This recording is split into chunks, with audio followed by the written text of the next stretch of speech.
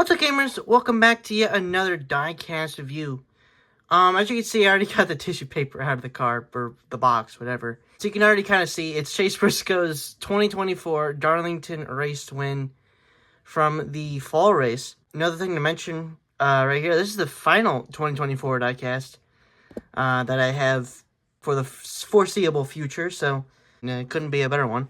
This is going to be a pretty special one to open here on the channel today, so let's dive right in. This is the regular 2024 race win box if you haven't seen it before. You see the render of the car here. You got the registered cars in on the back here, whatnot. On the back side, you have the Cup Series logo with the Lion Racing logo with the race win design and race version, winner sticker, all that good stuff. And then back here, you see there were 780 of these made. This is only the ARC. So yeah, let's get right into this and see what we got here for the final 2024 diecast I have planned coming in.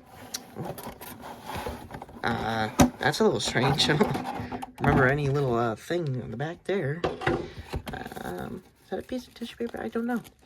You know what? Whatever. I don't know why that was there. Anyways, before we take a look at this diecast, first thing is first, let us take a look at the winner sticker, first of all. Then, our stack card for Chase Briscoe. See if you can get it light. There we go. See the card doing burnouts back there for the trophy. Then you see on the back side if you'd like to read that. Led the final, okay, that's a little strange. I was about to say, wait, laps led by winner 4 times for 29 laps. I assume the final 29 laps? I don't know. Anyways, let me get this off the base and we can take a look at Chase Briscoe's 2024 Darlington race win. Alright, now I got the car out of the box. We can now take a look at Chase Briscoe's Darlington win. The High Point black car that he's ran before at Darlington. It's not the first time he's ran it before. I think he ran it in 2022 as well. I don't think he ran it for 2023. And then most recent for 2024. And then obviously, last year was their final year with him. Last year was SHR's final year. So a lot of things have changed since this car won that race. But yeah, obviously this is SHR's final win in NASCAR. Well, at least in the Cup level. I think Riley Herbst, was it 23 or 24 when he won Vegas? I don't remember.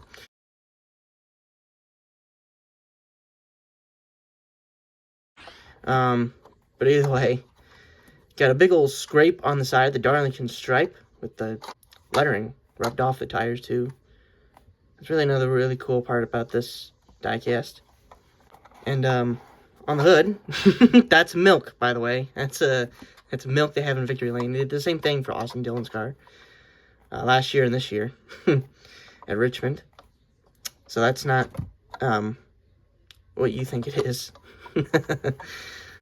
There is one, I guess, a minor mistake on this car. I guess a little minor, a little major. I don't know.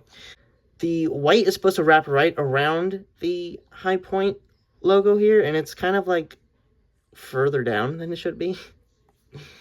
So that's been a complaint about this car.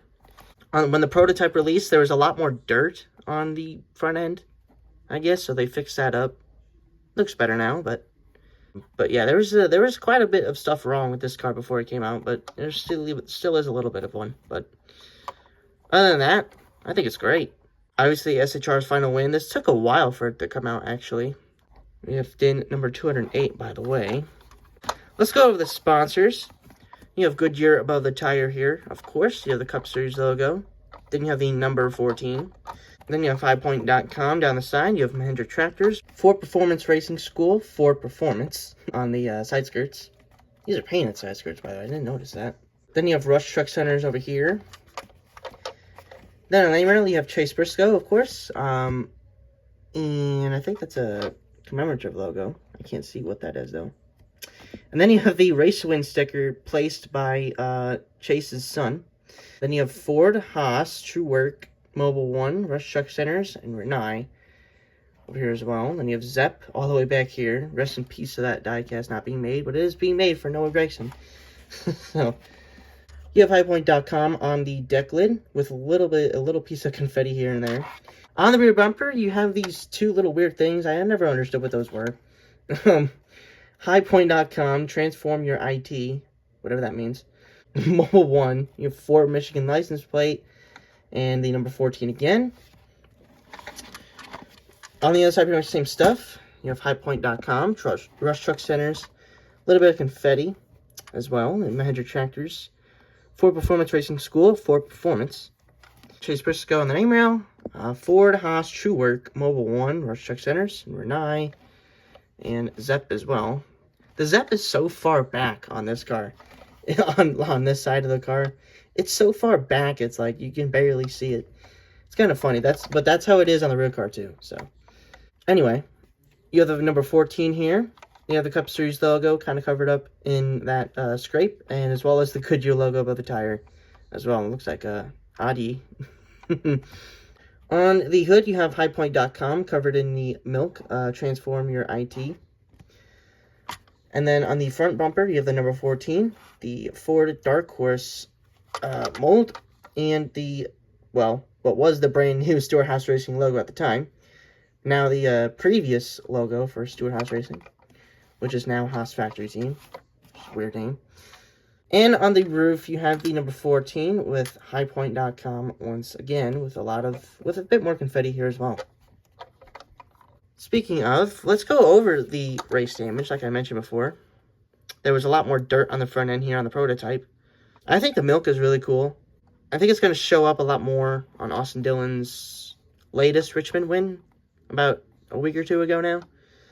So that'll probably look good as well. I might end up getting that car. I really like that scheme. And he won it in a good way this time. So then you have this little build-up over here as well on the rear tire. It's kind of random, but it's just there. And there's a little bit of a little bump or something right here. Yeah, he had in the race at some point. The rear bumper, you can kind of see it on the 14. There's a little bit of build-up right there. That's pretty much all that's there. And then on the other side, of course, is where he got into the wall. I think holding off Kyle Busch, I'm pretty sure. There was a few times he hit the wall. I was scared that he was going to lose a lead. But luckily that did not happen. But yeah, this is the most damaged side. See how the Goodyear lettering from the tires are rubbed off, as I mentioned before. It's really cool. I just wish there was a lot more confetti on this car. That's one thing that I wish there was more of on this car. Other than that, I think it's great. Beautiful. And I'm glad this is the scheme he won in for, especially for SHR's final race. I love this scheme. And I was going to get the 2022 version of this scheme until he won. So I was like, okay, cool. I'll have that one instead. Might as well. Plus it's the most recent one. It's just without the playoff banners. That's the only difference, really, in the new Dark Horse mold and race damage and whatnot. Pretty much the only difference is between this and 2022. I don't think there was anything much else other than the confetti on the roof and the deck lid, of course. But I mentioned those two before. And the window here as well. It's kind of strange. Oh, yes. And by the way, the roof flaps do work. Just in case you didn't know. That's all there is to the race damage.